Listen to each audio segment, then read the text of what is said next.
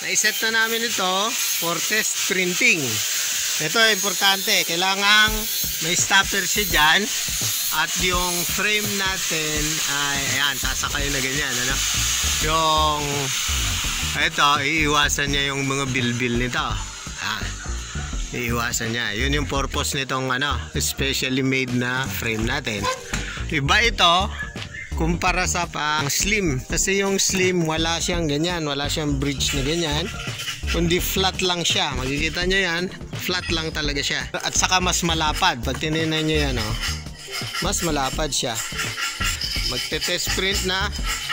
Bagong-bago yung mga bearings natin. Ubaran na natin yan. I-set nyo lang po ito. Ayan. Mas ilak yan. Ayan. Bago tayo mag-print. Itong linya dito o yung blade nya, diyan magtatapat. Itong design natin. So, ganyan. Simpleng ganun lang naman eh.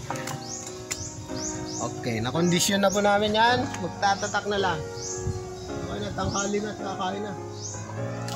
Okay. Lalagyan natin dito. Hey, gagawin. Atas na ganyan ha. Tapos ipa-flag. Makakargahan na niya yung image. Yung ano natin dito, guide natin dito, nakaset na yan. I-print na lang, gaganyan lang oh. Simpleng ganun lang. Tapos magdaliin, i-flag ka agad para hindi magbara. Ayan. Tingnan natin dito. Ay, pangit. Ito ay ang pangit. Okay. Ang salarin po dyan, yung bote, kasi kaluman lang ito. Nalilinis lang po namin ito. Ito yung ginagamit namin dito sa bahay. Yan po sumablay lang dito, gawa ng luma na yung bote. May ano siya, may bako po siya dyan. Kaya nagkaganyan. Pero madalang na mangyari yan, o hindi rin nangyayari yan, pag bago lahat yung mga galon po ninyo. Kaya saka lang kayo magmamarka pag bagong bili yung mga galon. Lilinis na si Paring Elmo. Pag natapos po yan, i-impake yan. Yung mismong para sa isang order naman, papuntang Nueva Ecija, ito naman ang itetest natin. Pero pare-parehas naman po yung ano namin paggawa. Lahat po yan, dun sa paggawa, uniform. Isang batch yan. Pag nagkakaparehas sila ng pintura, isang batch po yun. Ito naman, yung susunod, yung pupuntang Siquijor naman to. Ay, ito pala yung Siquijor. Yung isa, sa Nueva Ecija. Pag pinasok natin po ito, kailangan nakasentro yung image dito sa blade. Tatapat natin. Yan, nagitna na yan. Tapos titingnan natin doon, parallel siya. Hihigpitan ngayon ito. Dito may tukod dito, pag binaba ko ganyan. Ito yung bitawan pag gano'n. Ito lang, hindi na lang clearance para hindi naman sasagad na bumaba. Kailangan tama yung higpit para hindi bibitiw ko tamang higpit lang. Alisin na natin yung sumot ng bearing na bago ang proof of Goncelia. Tapos i-check natin yung higpit niya.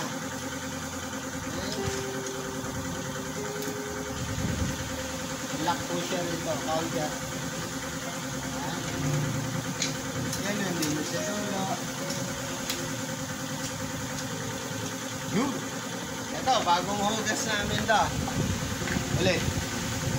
Napapalitan na yung mga unang sample namin. Sinakay natin na ganyan. I-checkin natin kung nakatapat. Ayun, nakashoot na dun sa ilalim. Parang eksakto yung bibig nitong frame. Lagi ko muna na-explain po yan, ano? Ganyan. Tapos ito naman stopper natin.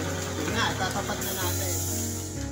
Para consistent, pag sinubo natin, hindi mo na kailangan inahin. Sisilip-silipin. Makikita mo na lang, pipigilan niya.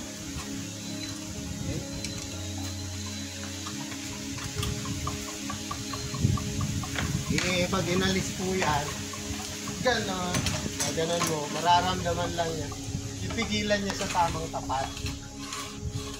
At gaya ng lagi kong sinasabi, Yan, tara na. Yung, lagyan na. Yun o. Dapat ito, mababa lang yan. Ito po yung adjustment. Bababa natin ganyan, tapos pinasa. Yun o, malapit na. Mga 1/4 inch lang yun. Tulak na gano'n. Nag-flood na siya. Okay, yung galon natin, yung gitna niya rito, nakatapat po sa taas. Vertical. Tapos, simple gano'n o. Tapos ibabalik. Galing habit po yun. Yung flooding na sinasabi natin. Aha! Tingnan natin. Oh, anong masasabi? Oh, luma na tong galon pero natapat dun sa medyo maganda-gandang surface. Kaya wala po tayong problema. Ito po yung unang print kanina. Medyo sumablay pero hindi po yun yung issue sa machine na pang print kundi issue sa galon. Wow, Amaya. O tingnan niyo po yung destinasyon. Nueva Ecija, Siquijor. Ayan. Okay po. LSD cylindrical printer. Pang water refilling. Ganda ng font niya, no? Ang nipis, yun, letter T. Woohoo!